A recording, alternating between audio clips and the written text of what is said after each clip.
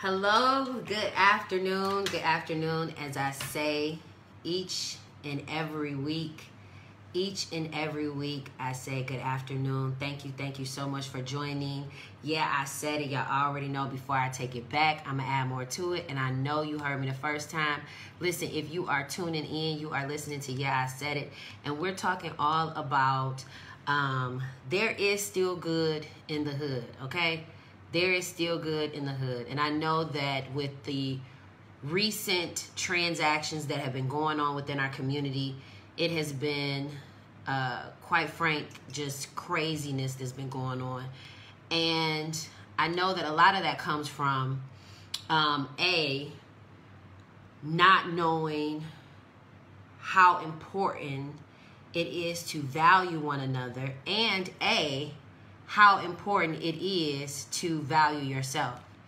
You know, I grew up in a household of 7 children. My mom, she was blessed to have several children, and I was the oldest of those crumb snatchers.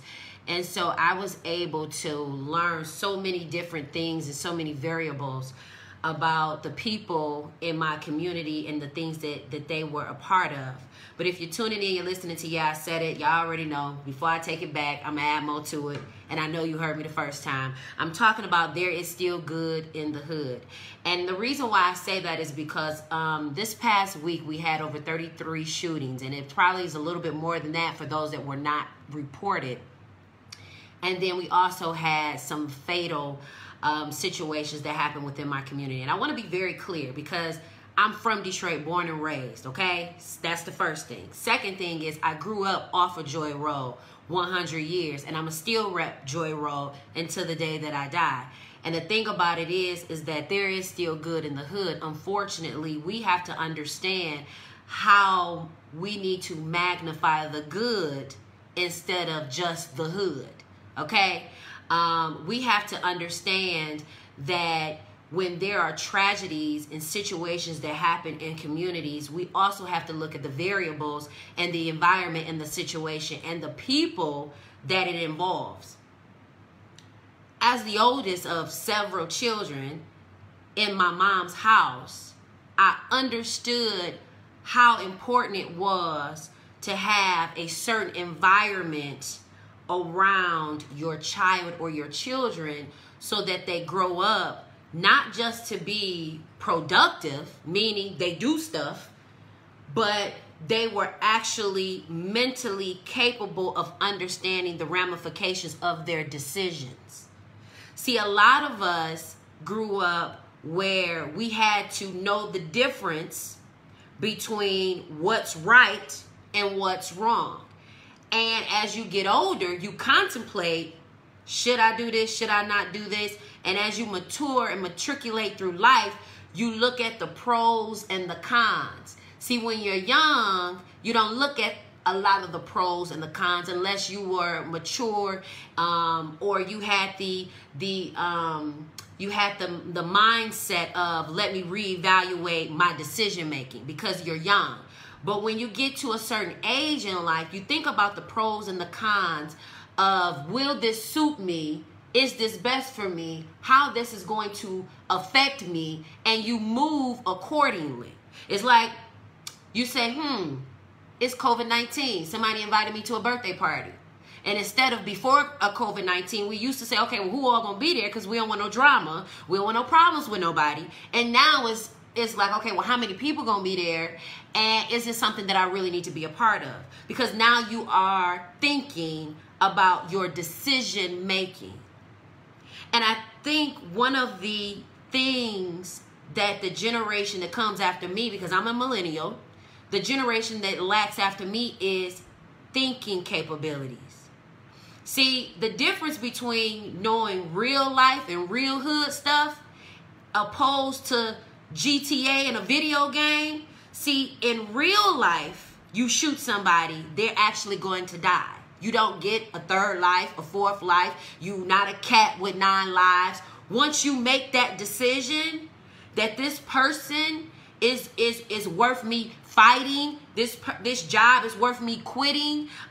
This car is worth me speeding through a neighborhood when the speed limit is 25. When you make that decision, you also have to understand the ramifications and the consequences that come behind it. And I think one of the challenges that the generation after me, as well as my son and those that are coming up, is that their decision making comes with consequences. You know, Chris Tucker, he used to say consequences and repercussions, because people don't understand that when you make certain decisions in life, they don't just affect you. They don't just affect you. When you decide to get in your car and drive and do whatever you do, and somebody hits your car, right? You on your way to work. You didn't fed your child, you did everything you're supposed to do, and somebody smashes into your car, right? Because they speeding. They don't think about, if I hit this person, they may possibly be dead, hospitalized, paralyzed, or I may have to pay out of my deductible if they have insurance. You don't think about that. You know why? Because the other car, all they're thinking about is, I got to get to where I got to go. I got to speed and get to where I got to go. Nobody is thinking about, okay, let me be a thoughtful driver, even if I do speed, so that way I don't put myself in harm's way and I don't put nobody else's in harm's way. And see, one of the things that I've noticed is that Black Lives Matter movement is not just a trend, okay? It's not just a hashtag because we want to be included or inclusive in what is happening in our world today. Black Lives Matter movement is the fact that a black person's life is worth living despite who tries to take it out. Black Lives Matter should not just be a repercussion or a rebuttal to white people, other ethnicities. It is a conglomerate of everyone. Black Lives Matter movement should matter to everybody, okay? Including black people. What we all have to understand is that our power that God has given us goes toward a certain diameter. We have all been given a certain amount of territory. My Uncle Wade, growing up, he gave us these pink Bibles, and him and his wife, my Aunt Cheryl, they gave me a prayer book when I was a teenager. And I was very in tune with God, and you know, I always ask questions. You know, anybody that knows me, that grew up with me, they know I ask a lot of questions. You're not just gonna tell me anything. You're not just gonna feed me anything. I got to know why, when, what, who, how, why, all of that. So he gave me this Jabez prayer book, and the Jabez prayer book, it says, enlarge my territory.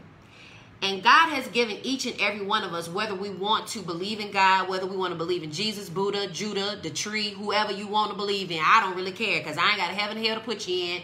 Yeah, I said it, and before I take it back, I'm going to add more to it. But each and every one of us has been given authority and a certain amount of territory, once you find out where your passion and purpose lies, to direct certain people in life. It is your obligation. It is your duty. And see, the thing about it is, when you are not living in your passion and in your purpose, people slip through the cracks and they start making decisions based off of their environment and everything that they know. And the reason why I know this is to be true is that we have fatalities over the weekend, shooting over the weekend, from people who don't understand the repercussions and the consequences of their actions. Of course, they know they get caught, they go to jail. Of course, they know they get shot, they die. But see, it goes further than that. Certain things that we do in life causes a rippling effect. You go to jail for killing somebody. You go to jail for committing a crime. Okay, you are aware of that. But what you don't realize is that that puts stress on the mother or the parent That puts stress on the children. If you have children, now they have to grow up without a parent. Now the parent that's not involved has to be raised by a parent or family member. Now that loved one is now incarcerated for the crime that they've committed. Now they're going to want money. They're going to want money. They're going to want money on their books. They're going to want money on their JPay. They're going to be written letters. They're going to want to call and take up time to ask you what's going on out here in the streets, when all they had to do was make better decisions and they would know what was going on out here in the streets. See, what people don't understand is that it's not just, oh, I do a crime and I got to do the time. It's I do a crime and now everybody that's affiliated with you has to do that time. Now people have to be reminded every day or every event or special occasion, hey, what happened to cuz? How he doing? Or how's old girl doing? She all right? Oh yeah, she good. I just talked to her. Or nope, I haven't talked to her. I haven't heard from her. Because what you don't realize is that your crimes or the decisions that we make in life, they don't just affect you. When you decide that you want to be a teacher, it doesn't just affect you. It affects every student that you decide to teach. So when you decide that you want to have an attitude for this particular day, it's going to affect those children that you decide to teach. If you say, I want to be a police officer, okay, you want to be a police officer. Now that means every decision that you decide to make, whether you're on duty or off duty, is going to affect you. Think about it. Think about the people that were having those affairs. See, I don't forget a lot of the things that happen in the news and in the media because I have to watch it. Think about the police officer woman they had a whole love triangle and they was all entangled, all up in there, and she ended up shooting one of the people. Then the one guy, he was at a party and they dancing. They getting their groove on. And he got the gun in his pocket and he dancing with the girl, and then the girl ended up getting shot right there at the house party. See, what we don't understand is that every decision that we make has consequences and repercussions. When you decide to do good, there are consequences and repercussions. When you decide to ignore what you're supposed to do, there are consequences and repercussions. And the sad thing about when it comes to life and the life that we've been given, unfortunately, people are so predictable. This is why learning to grow and mature in life and making those necessary changes are important. Because when a person can predict your moves, they can predict how you're going to react, you have already lost. The pipeline from prison, from school to prison, pupils to prison, is a predictable pipeline. They have already created statistical questions for the environment in which our children live in. They have already created statistical data and polling for how it is that children are going to be raised in certain communities. And all we do is justify those pollings and those statistics that have already been made based upon our behavioral traits. That shooting in the Coney Island wasn't random or predictable or unpredictable.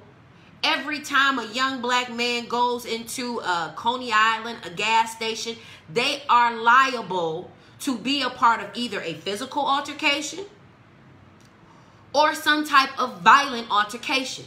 You know why? Because all it starts off with is a stare down. See, we don't even share a commonality of communicating with one another. When I go out places, I look at the people, hey, how you doing? What up, though? What's good? Y'all straight over there? You look nice. Okay, hey, handsome, how you doing? And the minute that a guy tries to talk to me and he may seem a little loopy, a little cray-cray, you know, I'm already prepared because I've already been prepared for this type of an environment, right? So I already know, hey, can I get your number? No, can we be friends? And he's persistent. I say, bro, so you just gonna keep asking me. I say, I just want you to be safe. I just want you to be mindful. It's gonna be another beautiful woman that you gonna meet. And she gonna be even better. She gonna be just for you. She gonna be tailored just for you. And you be safe out here in these streets. You hear me? Okay, no problem. But you know, I love to take you out. No, let's go back to what we talked about. Because I already know the environment in which I grew up in. And I already know the type of people I'm dealing with because it's predictable. People are predictable. I know that I have certain people in my life, every 10 minutes, they're going to smoke a cigarette. If they don't got no more cigarettes, they're going to walk to the nearest gas station and go get them some cigarettes. I know that when certain people get certain money, the first thing they're going to do with their money is go buy something. They're not going to go save it. They're going to go buy something. Usually it's something that they don't need. Probably it's already something that they have. It's predictable. Usually when a black person is the first one to get let go of a job and the white people get to stay, guess what? It's predictable. This is how people operate. When you are out in these Detroit streets or any urban street or any street for that matter, two things are liable to happen. You are either going to get stopped by the police or you're going to either come into some confrontation. I give glory to God for protecting me when I was out here leaving the club and leaving from parties and people drinking and driving. And hell, I'm drinking and driving. Yeah, I said it. And before I take it back, I'm going to add more to it. Because see, if we're going to be real about making these type of changes, we got to be real about the decision making that we had. Some of us have been out of our mind on drugs. Just functioning. We just out here I mean, you done smoked you up an 8-ball. You done snorted cocaine. You done drank all the whiskey you could drink. You done smoked up all the cigars you can smoke. You done threw back as many tequila shots as the party would allow. And then you get in your car. And see, a lot of you don't realize is that you are only here by the grace of God. He allowed you that mercy and that grace to still be here. Because the truth be told, you be in jail right now, in prison, in somebody's jail, or you be dead. Because the decision making that we made, and I'm going to tell you something. When a person has these predictable movements, these predictable routines, that's how it's easy for a person to rob your car or break into your house. If you're listening and if you're tuning in, I'm talking about there is still good in the hood. But I want you to understand, when your predictable routine, it leaves the door open for you to become a victim of harm's way. See, I grew up and my mom and my dad, you know, he would circle around the block a couple times before we go straight home. Because he would say, you never know who's following you, who's trailing you, who's looking for you. And I thought maybe my daddy was just loopy, you know. But as you get older, people see you at the gas station. They see you got your chain on, your Cardi's on. You out here looking nice and decent. You know, your kids look decent. You in a nice little car. Oh, you look like you got money. Let me see where you about to go. It happens. I was just in a car last weekend and the guy was at the gas station and I told him I was good. This man followed me. He ended up following me, and it just so happened, this is why I love the God that I serve. Because we end up being caught at the light together. He rolled his window down, he beeped the horn. He like, baby girl, da da da da. I said, so you gonna follow me? I said, because right now this looks like stalking, and that's against the law. That's a crime. He like, no, baby girl, I ain't trying to stalk you. I just think you do. Woo, woo, woo, woo. I said, again, you're following me. That's considered stalking. That's against the law. That's a crime. I kept my verbiage and my story the same. This is where a lot of people get tripped up in the law. When you get arrested or when you deal with a crime. See, cops are anticipating for you to trip up and change your story. They're anticipating for you to skip a certain part or miss a certain verbiage or change your demeanor and this is one of the reasons why so many of our black men and women are locked up right now, because they were looking for you to mess up. They were looking for you to be predictable and change.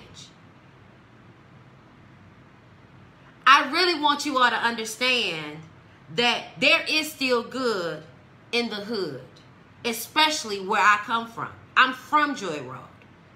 And yeah, there are communities in our city that are hit and miss, and it lets you know where people really value their communities. It's not just so much of our politicians that are responsible for ensuring that our communities are safe. It is our responsibility to ensure that our communities are safe.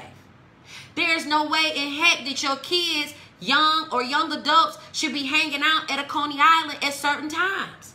Also, there are certain places that you got to know about your community where you can't go and hang out at certain times. I know that I can't go hang out at the gas station on Maross and Kelly. I know I can't go hang out on East 7 Mile and Van Dyke at a certain time. I know that depending on what day it is, 7 Mile and Evergreen gonna be popping. I know that if I go in Brightmo, I can't go hang out at that particular liquor store at a certain time. See, that's where decision making and common sense come in at. My sister and I, my baby sister, Nunu, we, you know, some days we'll be bored, and you know what we'll say? We got to go find some action. And because people are predictable, we always find some action. And the action always happens at liquor stores, gas stations, Coney Islands. You know why? Because it's late, and it's so many people that come in and out of those places that there's always something happening. I was at a Coney Island the other night. And I just was observing my community.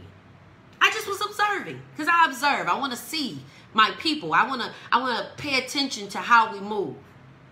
I mean, this Coney Island was packed. They had cars everywhere to the point where cars started doing donuts in the middle of the street. And see, unfortunately, we've come to a place where we want to be entertained, even if that entertainment is stupid. Okay? And if we were smart with all this money that's going around in this community, you would think some of y'all would go buy some land and some properties and make some race car tracks and some areas where y'all can go and hang out instead of hanging at the liquor store in the Coney Island and the gas stations, because that seems to be the only place where people actually can congregate, because they close down the parks at a certain time. They shut down the riverfront at a certain time, which I think is absurd. I think if we got a riverfront, why can't the riverfront stay open and have the police get on foot and patrol? You have people on foot and you have cars patrolling. Why close down the riverfront? That has somewhere for people to go.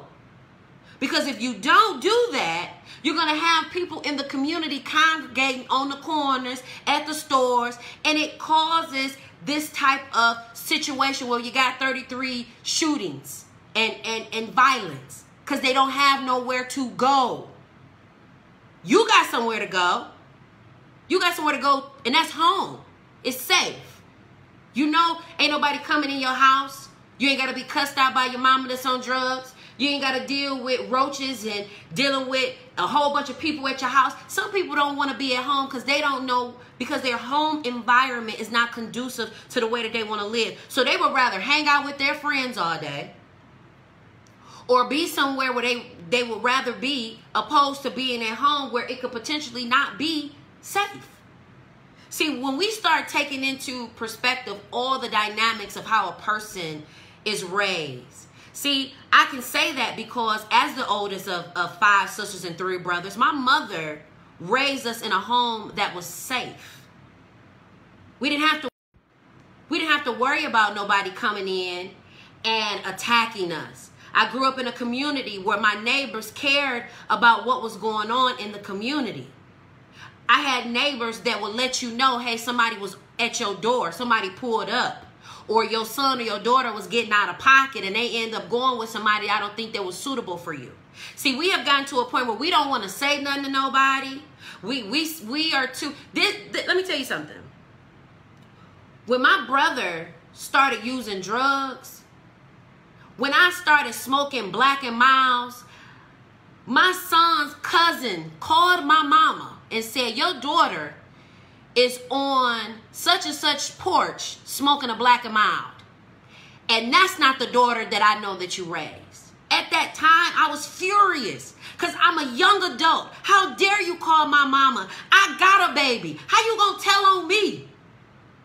But she saw something in me that was not what I was doing. And sometimes we got to save our children from the decision making that they are making. And it doesn't mean that they're going to listen, because at a certain point, they're going to have to learn to make some of those decisions on their own. But it doesn't mean that you don't plant the seed. There are so many young men whose mothers have been praying for them and praying over them, and they grew up in church. They grew up in a community, in a community center. There was a church around the corner from me off Joy Road and Schaefer. I forgot. I think his name was Pastor Braxton, I think. And we used to have a summer program there every year, and they would feed the kids breakfast, lunch. They would go home with like little coupons so that you can get groceries. And we didn't know if other kids didn't have groceries. All we knew is when the breakfast came, them kids ate that breakfast. When lunch came, them kids ate that lunch. They wasn't on, oh, I ain't eating that. And then here it is. We have people that are in place that are supposed to be for the community. Our children are eating cold lunches at the school. They want to send our kids back to school with no real strategy, no real plan. It's been counties, Novi Public School, they've been doing online learning. See, this is what happens when we are not up to date and when they feed our children in our communities crumbs. Novi, Bloomfield, West Bloomfield, these schools have already been virtually learning. They have already been practicing hybrid learning. We the ones that's just behind.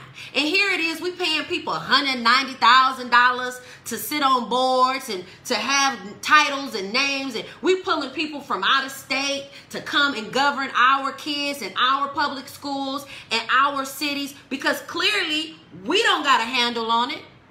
How do you think our city was just sold right up under us? Kids and families losing their houses to foreclosure. Them people wouldn't think about your kids when you lost their house. You know what they was thinking about? That dollar bill. That's why they want to send these kids back to school, because if I can get your parent to get back to work, we can keep our money. But the minute that y'all can't go back to school and parents can't find proper care for their children, then the parents can't go back to work. So that means that company loses money. I said this last week. So now we fast forward. And now everybody's saying, oh, this is a tragedy. This is so horrible. But if you think about it, because I come from this community, they've been killing folks off Joy Road, off Dexter, off Chalmers, off Moraine, off Cashew, off Kelly, off 7 Mile, East and West, Brightmore, manslaughter, kidnapping, putting people in buggies, throwing people over the water. This ain't nothing new. So if it ain't nothing new, that means that a system is broken. If we keep reporting the same type of tragedies, that means that something is not in place to prevent it from happening. Yeah, I said it, and before I take it back, I'm gonna add more to it. If we keep seeing the same reports and the same news being reported about the same thing, then that means that something is not in place in order to prevent these things from happening. Now, I'm not trying to hate on nobody's fun and nobody's turn up, because believe you me, I'm the queen of turn up, okay? I love socializing, and this COVID-19 has caused me a little social anxiety, but I get out where I can. I talk to the people at the stores, the grocery store, the gas station, wherever. I can talk to the people, I go talk to them. That's just what I do. I was at the post office the other day talking to the people while we was in line. Might as well, we in this long line. We got to be 6 feet apart. We might as well talk. But see, we ain't doing enough talking. It's more reacting than talking. See, I looked at that Coney Island video and I watched it. My son, he was like, Ma, why do you got to keep watching it? The reason why I keep watching it, because none of this stuff intimidates me. The only thing that I fear is God himself. I don't fear dying. I don't fear none of that.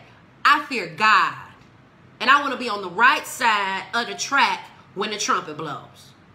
And that means that my decisions that I make have to be conducive to the life that I want to live. I watched that video a few times. I just watched it. I watched it over. I closed my eyes and I watched it. I looked at the shooter and I watched it. I looked at the people and I watched it. I looked at the girl and I watched it. I looked at the door and I watched it. I looked at the people behind the Coney Island plexiglass and I watched it. And it made me so upset, because of the Chaldeans and the Arabics at these stores and these gas stations, they're protected. They're protected. That thick plexiglass, they're protected. We're the ones that aren't protected when we go and we patronize these stores. And then, let me be very clear. They don't care nothing about you. They care about your money.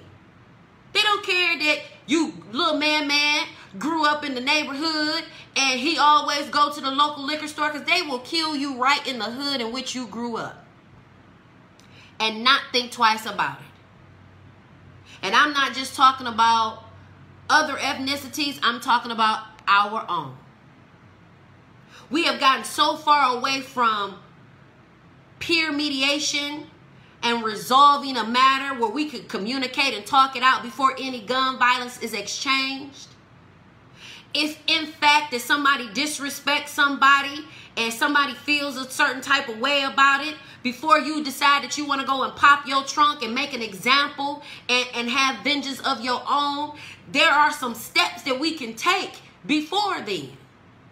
See, when I was watching that video and I was hearing about the stuff that was happening in the communities, even one of my own young men that I grew up with lost his life this past weekend to nonsense that could have been avoided.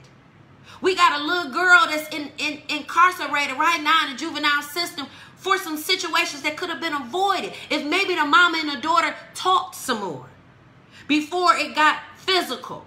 Because I'm going to tell you something.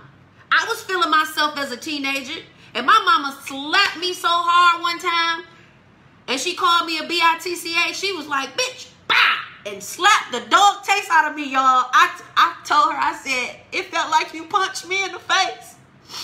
And all she did was slap me because I had got beside myself. And there is a certain time in your life that these young people, they get beside themselves. They think they know everything. They think they done been through everything and they ain't been through nothing. Sometimes I have to boss up on my son and let him know, boy, I raised 3 brothers. You don't want none of this. You really don't. Because I'm really Joy Road. You ain't. You just a product of me, which makes you an affiliate of what I grew up in. But you ain't nearly had to deal with what I've had to deal with. So I've evaluated that video. I evaluated the community situations that were happening. I evaluated the young men and young women that were involved. And then I started peeling back history. And I thought about the young people that had died years and years ago. Young girl that went to Mackenzie with me. She got shot up in the car, being at the wrong place at the wrong time, hanging out with people. And see, that's why you got to ask questions. You got to ask questions about who you're dating, collecting data, as my Bishop J. Drew Shear would say. You got to ask questions from your friends, because they enemy might turn around and be your enemy and you don't even know it. That's why I'm very conscientious of who I call my friend. See, everybody has a category in my life. You are a friend, a foe, a frenemy, an affiliate, an associate, an acquaintance, a co-worker. See, some of you have made people and put people in positions that they're not supposed to be in. See, I have learned that there's only so much hanging a person can do. After we done doing whatever we got to do, I'm gone. Because see, if you hang around a certain place for too long, you might get caught up in a situation that you don't need to be in. And I tell my son that all the time. As you out here driving and hanging out and going to go see your girl, I need you to kill all the ego and the pride. Because if you decide that you want to, that a young man or a man, because my son looks older than what he is, if a man decides to pull up on the side of you and he grimming you and he grilling you, that ain't your place to try to grill him back. Because see, you don't know what's sitting on the side of him. I kid you not. Right before 4th of July weekend, my son and I and my nephew were driving to go take my sister some stuff on the east side. And we're driving. And the guy, he driving slow. And I go around the guy. Do you know this guy sped up, pulled out, what was it? He pulled out a gun with an extended clip. Was it a Uzi? Yeah, it was a Uzi with an extended clip. Pulled it out, pointed it at us. Me, my son, and my nephew are in the car. This happened in Detroit. This happened this year. This happened this month. Okay? Okay? Pulled it out. And you know, he swerving in the street. I knew he was high off something. And then you got these people that got some money now. And weed is no longer their drug of choice. Because it ain't getting you where you need to be. Maybe if you stop smoking a little bit, give your body a little break, that maybe your tolerance will go back up. Because now you got people, I seen young people snorting cocaine. These babies. Crushing up medicine. These is babies. They out here drinking till they can't drink no more. They don't even know what they even drinking. By the time they get 30, they'll need kidneys and they'll need dialysis and their liver gonna be shot. I see young men all the time and their eyes is green and yellow. They ain't even drinking enough water. And Lord knows I love me a good old Vernus or a good old peach pop, but I also understand the importance of water. If you're tuning in, you're listening to I said it, and before I take it back, I'm going to add more to it. I'm talking about there is still good in the hood. And there is good in the hood. Because I'm a product of what's good in the hood. And some of you are products of what's good in the hood. Growing up in the Martin Luther King projects. Growing up in the Brewster projects. Growing up on the number streets. Deuce, 12th Street, 14th Street. Growing up on the east side. Dealing with some of the things that you had to deal with walking home from Denby and Kettering and King and Persian and Osborne and McKenzie and Cody and Cooley and Mumford and Murray Wright and Southwest Detroit, Southeast Detroit, Northeastern, Northwestern. These are all products of our communities. And then they tear our communities down layer by layer by layer by layer. First, we condense them. And we redistrict. We shut down schools so that kids are now overlapping in schools. Oh, now we only offer certain type of skills and training so that these are the only things that you can even apply for. Oh, and by the way, we're not going to allow you to own anything, but we're definitely going to allow you to be renters and leasers. So yeah, you can have your business. You can have your business, but you can't own the building. You can start your shop, but you're going to have to rent from me. Oh yeah, you can get this house, but I'm going to need your credit score to be right. I'm going to need you to have first, second, third, fourth month's rent. I'm going to need you, all of these different ramifications. So now a person has to make decisions. They have to make decisions. And see, what I've learned by watching that video is that all it took was one decision to change the trajectory of that whole scene. If somebody would have said, you know what, brother, my bad, I apologize, no disrespect. But see, when you are ignorant, arrogant, prideful, and on a drug, it changes how you even operate. See, one of the things that I learned is that when people start drinking liquor, it brings out that person you have. You know, you either a angry drunk, because you're dealing with whatever emotions is going on with you at that moment. You become an angry drunk. You become a loving drunk. You want to love everybody. You know, usually white people are the happy drunks. Because, let me tell you why they happy. They ain't got a care in the world. All their bills is paid. They gonna sleep at home in their wonderful house. They got a few bathrooms. Little Johnny is over at his little school, and little Susie is doing her thing. So they happy drunks. You know, they giggly. Ha, ha, ha.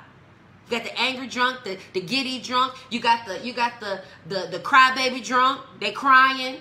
And now they sad. Everything that they thought about, they sad about it. They crying. They crying about grandma.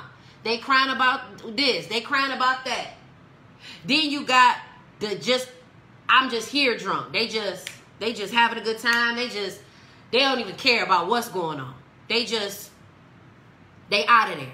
Then you have these people that are on these extracurricular drugs. I had a young man I was talking to. He was talking about acid. I said, acid? Acid, that's from the 80s. They done brought back acid now. So now we got kids on acid. They just, out of there. Popping Percocets, we out of there. Oh, meth, we out of there. Now they got these little things called whippies. If you've seen them, you probably done seen them at the gas stations, at the store. They look like little silver, little canister, little bullets. And it's paint. They sniffing paint. History. Predictable. All it ends up being is a whole nother generation of drug addicts, crackheads. Girls is on fan page onlys because the music has influenced them. And Lord knows I love me some Beyonce. She cool or whatever. But when you think about the messages that are in some of these musics, some of this music, it alters a person's decision. When she said she could get her a fan page, then you got everybody else turn around like, oh, fan page. Now you got little kids with fan pages. And see, I'm the type of parent, my son, he'll tell you, I'm nosy. I be all up and through his stuff. Let me see that phone. Let me see your Snapchat. Let me see what you doing. I go back to the deleted browser. What you deleted. Yeah, I said it, and before I take it back, I'm going to add more to it. We're talking about there is still good in the hood. Because even though my son is a young black man, I don't just plan on him being a productive citizen. I plan on him being a man of integrity, a man of value and morals, so that way when he decides that he could pop off, if he decides that he could bust a cap in somebody or punch somebody or hurt somebody, he thinks twice about the decisions that he has made. And see, when people know that you care about them, they think twice about making certain decisions. When a person don't feel like nobody cares about them, they make decisions like nobody cares about them. See, as the oldest sibling, I always wanted my siblings to understand that we are better as a unit than we are separately. When our community understands that we are better as a unit than we are separately, and there are no big I's and there are no little U's, when we understand that there is no I in team, when everybody stops trying to be chiefs, and it's okay to be an Indian. It's okay to let some people lead and you be the support system of that. Because you never know when your time will come where you are put in a leadership position. You don't know. I'm sure when families that are not like black families, they have in their mind who's going to take over the company. Yeah, when I retire, little Johnny is going to take over the company. They already have a strategy in mind about how their family is going to operate and how their family is moving. Unfortunately for us, because of the environments that we live in and how we are how we have been raised and the situations that we've been put in and the economic disparities that we've been put in, we don't think about the future of tomorrow. We don't think about the future of our grandchildren. We don't think about life insurance. And truth be told, if you got young family members that live reckless lives, little cousins, uncles, aunties, nieces, you need to take out a life insurance policy on them. I'm not trying to be funny, but honestly, 4 deaths in one venue, and all of them are going to have a ceremony. And I'm sure that none of them had life insurance. Because see, when you think about life insurance, you think, oh, this is a bill. This is another bill. This is another something I got to pay for. But right now, God has given us an opportunity to be financially stable. If you take that unemployment money, job money, whatever money you're getting right now, and you start making investments, not buying clothes and shoes, get all that out your system. Get the clothes you're going to get, the shoes you're going to get, and be done. Okay? Now it's the time to say, okay, now I need to start making a portfolio for me and my family, because in the state of an emergency, where they start shutting stuff down, and now that COVID is back on the rise, how equipped and prepared are you? See, my home is full of canned goods and dry goods, not because I want them in my storage bin, but because I'm always thinking about if something were to pop off, are we going to survive? Not just off the stuff you got in your freezer, because I'm going to tell you this. The power went out, what, a couple days ago? Mine didn't, thank to glory to God, but a lot of people's power went out, which meant things that are in your freezer could potentially spoil and go bad. And guess what you got to do? Throw it away. Throw it away. And how many of us are throwing value away, morals away, integrity away, communication away? We are throwing away the very things that make us who we are. See, don't ever think that other people don't have hidden agendas. Do you know white folks saw those videos of them killing and all the killing that's happening in the city, and they weren't sad about it. He was happy. Oh yeah, they're doing our job. We ain't got to go kill the niggers. They're killing each other. Yeah, that's what they're saying. We don't got to shoot them up, bang, bang. They're taking each other out. And the thing about it is that make sure you share this video, because sharing this video could save a generation. Sharing this video could save your niece, your nephew, your little cousin. Don't be such a hater that you only want to watch it and only keep information for yourself. Share the video. Share the video. Because that's one of the issues that we have. We want to keep everything for ourselves. Oh, I got to make all the money for me. I got to do nope, this all me right here. I don't want to share with nobody. And see, the thing about it is that when you start living your life where you're stingy and you're selfish and all you can think about is you, God will put you in situations where you'll have to lean on other people, where you'll have to start depending on other people. Where He'll put you in a situation where you end up getting all this money and then you end up working a job. And here it is, we're in a season where God is allowing us to climb out of some holes, climb out of some debt, get some stability going.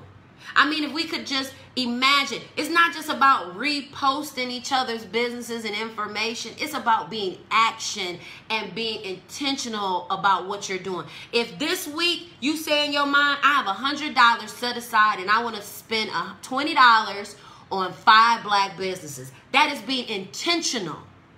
Not just, I'm going to share their posts. Thank you. That's great. But now let's take it up a notch. Okay? Oh, you know what? I'm going to go not just clean up my yard, but I'm going to walk down here to the corner and clean up this corner. See, my neighbor, the community that I grew up in, they just didn't think about themselves. They thought about others. My neighbor, Bob, he would clean up his yard, my yard, the yard across the street. I would pull up. He'd be down the street cleaning up the yard that comes within the street. And I used to be like, why is he doing that? He don't have to do it. You know why? Because he took pride in his community. Some of us, we go in our house, shut the door, and we ain't thinking about nobody. But then when something comes knocking at our door, now we want to protest. We want to be angry. We want people to care. I want you to care. Well, where were you at when we needed you to care? You didn't care because it wasn't at your door. See, people don't care until it comes to their door. People don't care about children being kidnapped or human trafficking into their niece or their nephew or a little kid they know is missing. People don't care about Black Lives Matter until somebody that they lose that matters to them. Now Black Lives Matter. It should matter, period. It should matter, period. Your children, you don't care because you ain't got no kids about the educational school system and the failures that they have continued to give our children, the lack of support that they've continued to give the staff and the teachers and the principals. I mean, they more combative with the people they supposed to protect than they are with the people that they're not. Then we have parents. We got all these different programs that they say are out here. I remember being homeless and calling all these people, hey, solutions to this and rehabilitation and housing program, and calling all these different people. They ain't help you do nothing. They just got a number, a website, and a quote-unquote programs that they say that they help. And then on top of that, I remember wanting to go to a shelter. They told me their shelters were full. So you mean to tell me if a woman's out here with her children and she has nowhere to go, she can't go to that homeless shelter because it's full? So now you say, well, here, call these shelters. And you call these shelters and these shelters are full. Okay. So what you're telling me is we don't have as many resources as we think we have with the issues that we have within our community. And if you're tuning in, you're listening to I Said It, make sure you share this video. Make sure you follow me on Instagram, follow me on Facebook, subscribe to my YouTube channel. There is good in the hood. I'm a product of that goodness. You're a product of that goodness. But there are so many more children and families and young men, especially our young men. I had 3 brothers, and all 3 of my brothers have had some type of run-in with the police or jail. The community that I grew up in, full of young men, full of young men, full of young men that had dreams and potential, but because of the environment that they were in, and because certain people had more of an influence than the people that they should have been listening to. And it puzzles me, because I think about some of the people that they listen to, their lives, they married, got kids, you still struggling. So what that let me know is the person that was giving out the horrible advice wasn't taking the horrible advice. They was just seeing what fool was going to do it. And so many of our young men are fools to their own hoods that they don't understand. Let me go and do my own thing. It doesn't make you no punk. It doesn't make you no sissy. It don't mean that you ain't loyal to your hood and what you come from, but you want something better. And in order for you to do that, you're going to have to separate from the pack. I see so many young men, they in crowds, they in groups. And if somebody decide that somebody in that group is an enemy and they decide to spray that whole area, guess what? Now we got all these people that are dead because somebody has an issue with somebody and they didn't communicate and talk it out. I remember being in Charles R. Drew Middle School. I grew up, I went there for middle school. And I got accepted to Ann Arbor Trail, but my mom, she didn't want me to go all the way down there by Rouge Park, so that was in the community, so that's where I went. And I remember going to Charles R. Drew Middle School, and I remember having peer mediation. And I remember, you know, when there was a beef between people and it started to escalate to the point where people wanted to fight, they would pull the two main characters in the room. Everybody else, the instigators, the naysayers, everybody else who had something to say, they couldn't come in the room. Oh, and did they want to come in the room? They wanted to add their 2 cents. They wanted to be in that room. And when I was at Charles R. Drew Middle School in that peer mediation room, and I never forget, I had an issue with a young lady, and we were sitting in that room. And in that peer mediation room, there's also a person that is of your age, of your demographic. And we were sitting in a room, and the leader or the teacher, whoever was over that peer mediations group and that schedule, they would say, these are the facts. This is what happened. Quanisha, you said you ain't like whatever, and whatever you said you ain't like her. Okay, why don't y'all like each other? And so then it went on to, well, such and such told me that she didn't like me. And then you ask the person, did you say you didn't like her? Well, I only said it because somebody told me that she didn't like me. See how that went? So here it is. Now me and this person about to fight because somebody done told them that I don't like them, and somebody done told me that they don't like me. So now you got people doing what they do best, wanting to see some entertainment, keeping up stuff. This is why you got to be careful who you connect with and who you call your friend. Because there are adults that are just as messy. There are adults that keep up a lot of sugar, honey, iced tea. There are a lot of people who are messy and they don't have nothing going on with their life. They don't got nothing to lose, nothing to live forward to. They don't have an environment that's conducive to them having a dream. They don't have any thought process of having a purpose. And so they would love to keep up mess. So here it is. 2 little girls about to tear each other's hair out. I had hair then, long hair to be exact.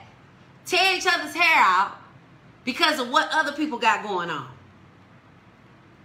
And I watched that video of those young men in that Coney Island, and I thought about those kids that got shot up in a truck, and I thought about the young man that I knew, that I watched grow up, being killed in his own community, in his own neighborhood. And I think about peer mediation. How important it is when you have an issue with someone to have that communication. And see, old school, back in the day, growing up, you know, I had family members that was in that gang. They lived that real life. They was getting money and they was living that real life. You know, now everybody want to be a rapper, drug banger, all that stuff. Everybody important. I call Detroit the city of the starving stars and the hungry hustlers. Everybody's important. We got so much talent here. But the thing about it is that you'll never know the talent because of what is being shown about what we have here. That massacre went on international news. They have memes about these young men dying. Memes. These are memes. Then there are some people who didn't even believe that it was real. They talk about it was staged. It was fake. Ain't nothing fake about a gun being pointed in your face. And not only is it being pointed in your face, but you get shot right then and there. There's nothing fake about driving in a vehicle and everybody in the vehicle getting shot. Nothing is fake about that. There's nothing fake about you being so intoxicated that you hop your narrow behind in your vehicle and you drive and you've been drinking. Ain't nothing fake about that. See, what you all fail to understand is that, like I said before, every decision that we make, whether it be good or bad, comes with consequences and repercussions. This is why it's so important to know your hood. You know that you've crossed 8 Mile and you had drinking and driving. You know you could get pulled over. You should have that same type of respect when you're on this side of 8 Mile. You know if you go over Oakland County, Macomb County, Genesee County, Wichita County, Washtenaw County, you know if you go over that side of the world, that side of the state, you know you have a better reference. You put your seatbelt on. Some of y'all don't even smoke a cigarette when you're in your car because you just want to be looking out. But see, when you come on this side of 8 Mile and within these perimeters, you don't have no respect for your community. You know that when you cross 8 Mile, you're not going to litter. You're not going to throw nothing out the window. They don't even let you park backwards in Ferndale. They give you a ticket. And see, this is where certain things got to go hand in hand. This is where certain policies need to change because people know better when they go to Oakland County. Don't come over here with that. They know you better make the best decision you gonna make or you gonna deal with the consequences and repercussions of being on this side of 8 Mile. But see, they know if you come on this side, they can do donuts in the street. They know they can rip and run. They know police ain't paying attention. They know that there ain't nobody watching. Oh, they know that they can do this and the police they ain't gonna come. See, we have learned a predictable behavior. I remember when a situation happened in the community and the police was there, Johnny on the spot. And you know what the people were saying? Dang, y'all got here fast. Y'all ain't never got here this fast. Because people had got so used to predictable behaviors.